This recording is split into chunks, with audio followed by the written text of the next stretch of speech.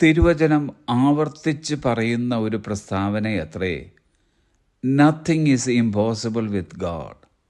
ദൈവത്തിന് ഒന്നും അസാധ്യമല്ല.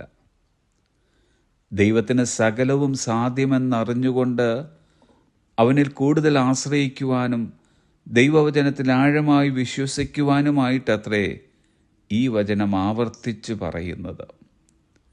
ജീവിതത്തിൽ നാം ഒട്ടനവധി കടമ്പകളിൽ കൂടി കടന്നു പോകുന്നു. ചില കടമ്പകൾ നിഷ്പ്രയാസം നാം തരണം ചെയ്യുമ്പോൾ മറ്റു ചിലത് ദുഷ്കരമാകിയാൽ നാം ബുദ്ധിമുട്ടുന്നു. ഇങ്ങനെയുള്ള സാഹചര്യങ്ങളിൽ നാം മറ്റുള്ളവരുടെ സഹായം തേടുന്നു. എന്നാൽ പലപ്പോഴും മനുഷ്യർക്കും നമ്മെ സഹായിപ്പാൻ കഴിയാതെ പോകുന്നു. കാരണം മനുഷ്യർക്കെല്ലാം സാധ്യമല്ല.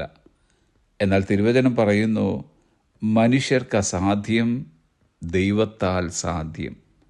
അതുകൊണ്ടാണ് 118 സങ്കീർത്തനത്തിൻ്റെ 8-9 വാക്യങ്ങളിൽ ഇങ്ങനെ പറയുന്നത്, മനുഷ്യരിൽ ആശ്രയിക്കുന്നതിനേക്കാൾ യഹോവയിൽ ആശ്രയിക്കുന്നത് നല്ലത്, പ്രഭുക്കന്മാരിൽ ആശ്രയിക്കുന്നതിനേക്കാൾ യഹോവയിൽ ആശ്രയിക്കുന്നത് നല്ലത്. ഇസ്രായേൽ ജനത്തിൻ്റെ മരുഭൂയാത്രയുടെ സുപ്രധാനമായ ഒരു കാര്യമായിരുന്നു ചെങ്കടൽ കടന്ന് മറുകരയിലെത്തുക എന്നത്. എന്നാൽ അവരിതാ ചെങ്കടലിന് മുമ്പിൽ നിൽക്കുന്നു. മുൻപോട്ട് പോകുവാൻ കഴിയുകയില്ല. പിറകിൽ ഫറവോനും സൈന്യവും, പുറകോട്ടും പോകുവാൻ കഴിയുകയില്ല. ഇരുവശത്തും പാറകളാൽ ചുറ്റപ്പെട്ട മലകൾ, അങ്ങോട്ടും പോകുവാൻ കഴിയുകയില്ല.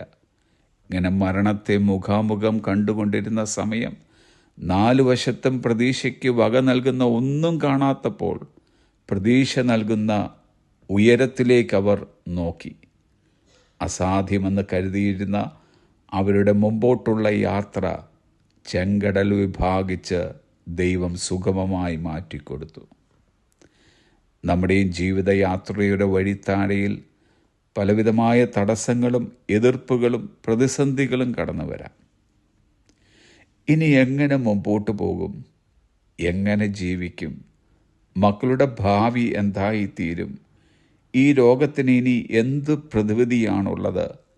എന്നിത്യാദി ചിന്താഭാരത്താൽ ഇന്നാരെങ്കിലും കഴിയുന്നുവെങ്കിൽ ദൈവത്തിൻ്റെ പരിശുദ്ധാത്മാവിന് ഇന്ന് നമ്മോട് പറയുവാനുള്ളത്, ദൈവത്തിന് ഒരു കാര്യവും അസാധ്യമല്ല.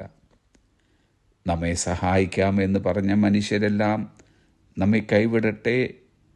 നമ്മെ ഒരു നാളും ഉപേക്ഷിക്കുകയോ കൈവിടുകയോ ചെയ്യാത്ത ദൈവം നമുക്കായി സാധ്യതകൾ ഒരുക്കി തരുവാൻ വിശ്വസ്തനും ശക്തനുമാണ് എന്ന് വിശ്വസിക്കുക.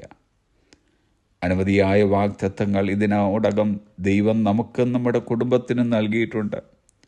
അതിലൊന്നുപോലും ദൈവത്തിന് അസാധ്യമല്ല.